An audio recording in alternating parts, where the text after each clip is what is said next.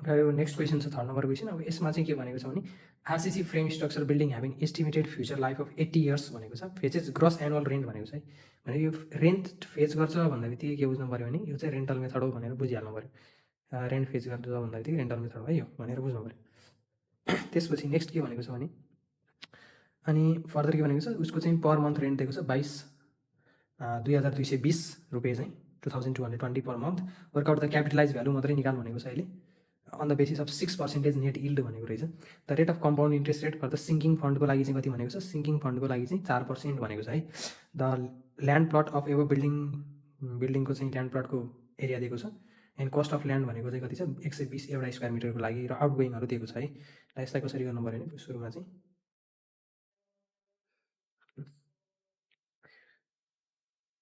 अब हामीले यसमा चाहिँ ग्रस इन्कम सुरुमा निकाल्नुपर्छ। ग्रस इन्कमको लागि चाहिँ के दिएको छ भने एनुअल रेन्ट भनेको कति छ एनुअल रेन्ट भनेको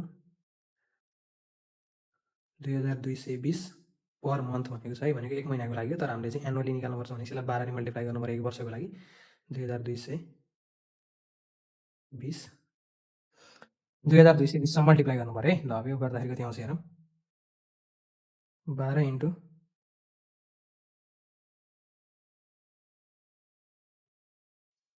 26,640 26,640 चाहिँ यसको भ्यालु हो। एनुअल रेन्ट भनेको यति आयो। अब त्यसपछि यसमा हाम्रो काम भनेको एक्सपेन्सेस निकाल्ने नै हुन्छ। अब एक्सपेन्सेसको लागि एक्सपेन्सेस भनेर अथवा आउटगोइङ भनेर हुन्छ है। आउटगोइङ्समा चाहिँ 1 नम्बरमा के छ रिपेयर एन्ड मेन्टेनेन्स भनेको छ।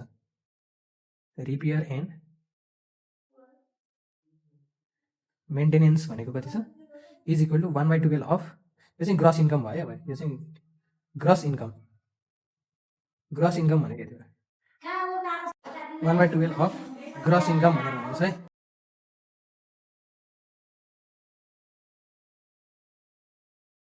12 इन्टु ग्रस इन्कम भनेको 26,640 छ है। भनेपछि 1/12 इन्टु 26,640 भनेको 2220 2220 र यो 12ले गर्दाखेरि त्यही नै आयो है। भनेपछि रिपेयर एन्ड मेन्टेनेन्सको चाहिँ त्यति रहेछ। अब सेकेन्ड भनेको चाहिँ के छ municipal taxes and property tax भनेको 25% अफ ग्रस इन्कम भनेको छ। भनेको म्युनिसिपल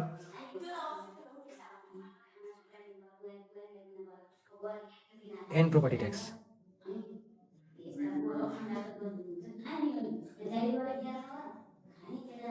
भनेको 25% अफ ग्रस इन्कम भनेको छ है।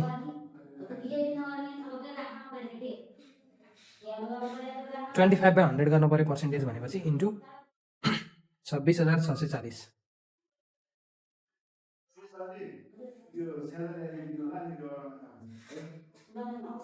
भनेको 6,660 यति आयो है। त्यसै गरी थर्ड हेडिङ हाम्रो के छ थर्ड एक्सपेन्सेस भनेको म्यानेजमेन्ट एन्ड मिसिलेनियस चार्ज भनेको छ। म्यानेजमेन्ट एन्ड मिसिलेनियस चार्ज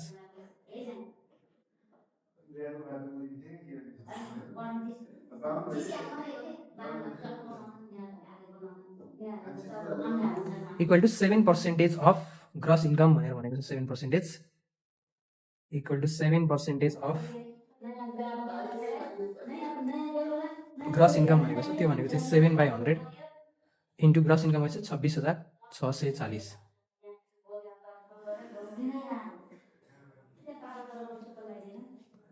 1864.8 भयो है। त्यसै गरी अरू के भनेको छ भने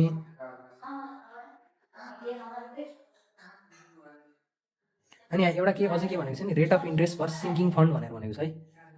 सिङ्किङ फन्डको लागि चाहिँ 4% दिएको छ भनेपछि यसमा सिङ्किङ फन्ड पनि निकाल्नु पर्यो। सिङ्किङ फन्ड पनि एउटा चाहिँ के हुन्छ एक्सपेन्सेस हुन्छ भनेर मैले भनेको थिएँ। सिङ्किङ फन्ड भनेको पनि निकाल्नु पर्यो है। सिङ्किङ फन्डको सम्बन्धमा चाहिँ यहाँ क्वेसनमा सिङ्किङ फन्ड भनेर दियो भने मात्र सिङ्किङ फन्ड निकाल्ने नत्र ननिकाल्ने।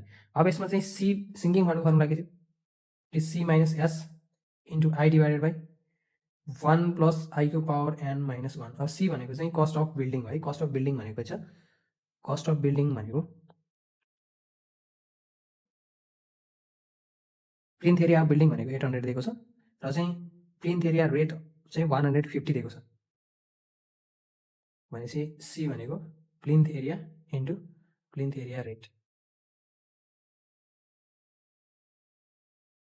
800 इन्टु 150 भयो है 800 भनेको प्लिन्थ एरिया इन्टु 150 गर्दाखेरि कति आयो 800 इन्टु 150 भनेको 120,000 1,20,000 चाहिँ सी आयो एस भनेको चाहिँ 10% भने 10% अफ 1,20,000 त्यो गर्दाखेरि के गर्न सक्यो 10 त्यसै गरी पर्सेन्टेज हाल्नु पऱ्यो भनेको डिभाइड बाई 100 इन्टु त्यसको 1,20,000 को भनेपछि 12,000 आयो 12,000 भनेको स्यालवेज भ्यालु आयो अब यसमा आई भनेको 4% दिएको छ क्वेसनले र एन भनेको चाहिँ 80 इयर्स दिएको छ है त्यो बिल्डिङको चाहिँ लाइफ एकचोटि चेक गर्ने पऱ्यो नि यहाँनिर 80 इयर्स लाइफ दिएको छ यसमा चाहिँ 80 इयर्स चाहिँ लाइफ दिएको छ र त्यसै गरी यो 4% भनेर कहाँ दिएको छ यहाँनिर दिएको छ सिङ्किङ फन्डको लागि मात्रै भनेर छुट्टै दिएको हुन्छ यदि दिएको छ भने नत्र ननिकाल्ने अब यसमा दिएको छ त्यही भएर निकाल्नु पऱ्यो अब क्यालकुलेट गर्दाखेरि सिङ्किङ फन्ड भनेको सी भनेको चाहिँ 1,20,000 आयो त्यसै गरी 12,000 स्यालवेज भ्यालु भयो त्यसै गरी त्यसको इन्टु 4/100 1 + 4/100 को पावर 80 - 1 गर्नु पऱ्यो है यो क्यालकुलेट गर्ने क्यालकुलेट गर्दा जति आउँछ त्यति नै राख्नु पऱ्यो -12,000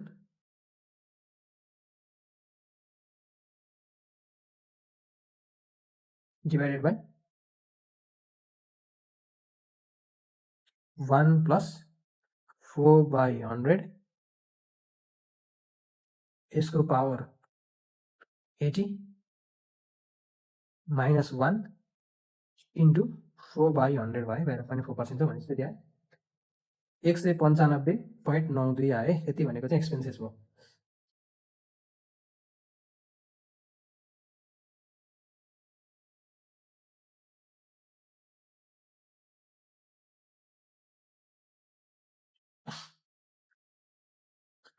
र सबै एक्सपेन्सेस क्यालकुलेट गरिसक्यो अब यसलाई एड गर्ने सबै एक्सपेन्सेसलाई एड गर्ने त्यो भनेको चाहिँ के गर्नु पऱ्यो र सिङ्किङ फन्ड चाहिँ केमा हुन्छ नि बिल्डिङकोमा लाग्ने है बिल्डिङको पैसा चाहिँ फ्युचरमा रिकभर गर्नको लागि उसले हरेक वर्ष पैसा जम्मा गर्दै जान्छ त्यो जम्मा गरेको भएर चाहिँ त्यसलाई खर्चको रूपमा लिएको भनेर मैले सुरुमा पढाउँदाखेरि भनेको थिएँ त्यही भएर चाहिँ यो 195 भनेको चाहिँ खर्चको रूपमा आयो र सिङ्किङ फन्ड आइसकेपछि अब हामीले टोटल आउटगोइङ निकाल्नु पऱ्यो जम्मै जोडेर टोटल आउटगोइङ्स सबै जोड्नु पऱ्यो है सबै जोड्दाखेरि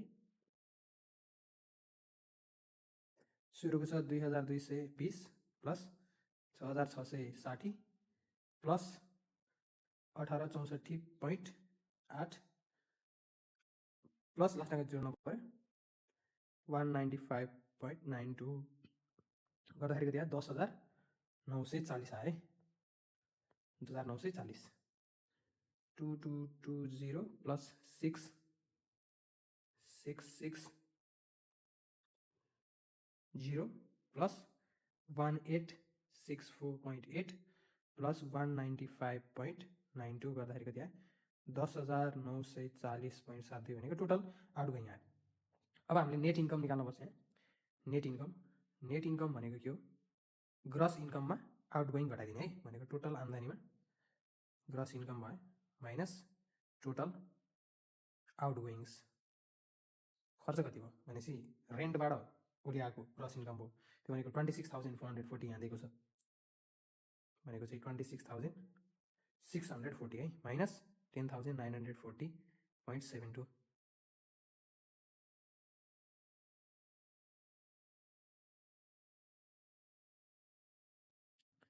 भनेको त्यहाँ 15,699.28 यति आयो है अब यसमा क्यापिटलाइज भ्यालु भनेको क्यापिटलाइज्ड भ्यालु भनेको net income into year of purchase भयो है अब इयर अफ पर्चेज निकाल्नको लागि 1 + i को power n minus 1 divided by 1 + i को पावर n माइनस 1 नै भयो इन्टु आइपी प्लस आई भनेको चाहिँ अब यसमा यो आइपी भनेको नि आई भनेको आइपी भनेको चाहिँ highest rate, highest interest rate, र आई भनेको चाहिँ स्मलर इन्ट्रेस्ट रेट।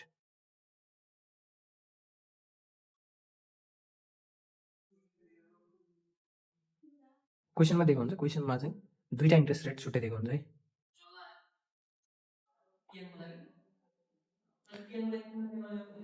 यसमा चाहिँ 6% र 4% गरेर दुईवटा दिएको छ। Capitalize value on the basis of 6% net in अनि 4% फर सिङ्किङ फन्ड भनेको चाहिँ यो सिङ्किङ फन्ड छुट्टै पनि दिएको हुन्छ, कहिलेकाहीँ चाहिँ दुईवटा इन्ट्रेस्ट रेटमा चाहिँ एउटा सिङ्किङ फन्डको लागि एउटा चाहिँ क्यापिटलाइज भ्यालुको लागि भनेर दिएको हुन्छ। यसमा ठुलो भनेको 6% हो भनेपछि आइपीको भ्यालु कति हो 6%, र यो भनेको चाहिँ 4%। यो क्यालकुलेट गर्नु पऱ्यो, र क्यालकुलेट गर्दाखेरि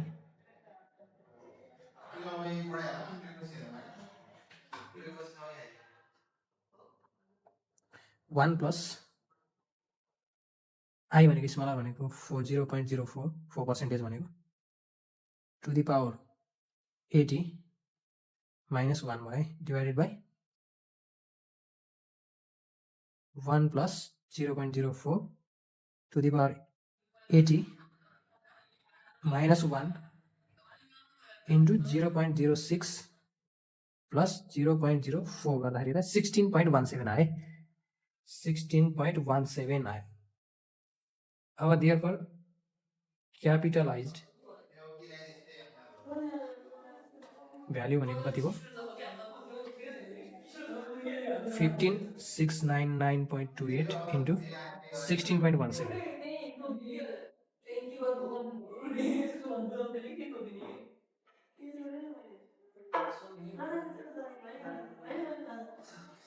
टू 253,857.357 भनेको 2,53,857 भयो यसको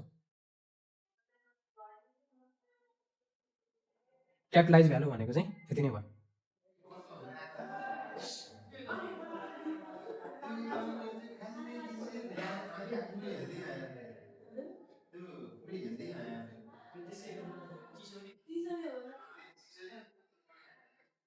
यसलाई चाहिँ रेन्टल भ्यालु पनि भन्छ है, रेन्टल भ्यालु। फर्मुला लेख्दाखेरि चाहिँ मैले यो दुईवटा घटाकोलाई चाहिँ क्यापिटलाइज भ्यालु लेखेको रहेछु। यो भनेको चाहिँ नेट इन्कम हो, क्यापिटलाइज भ्यालु चाहिँ होइन। यसलाई करेक्सन गर्ने, करेक्सन गर्नु पऱ्यो।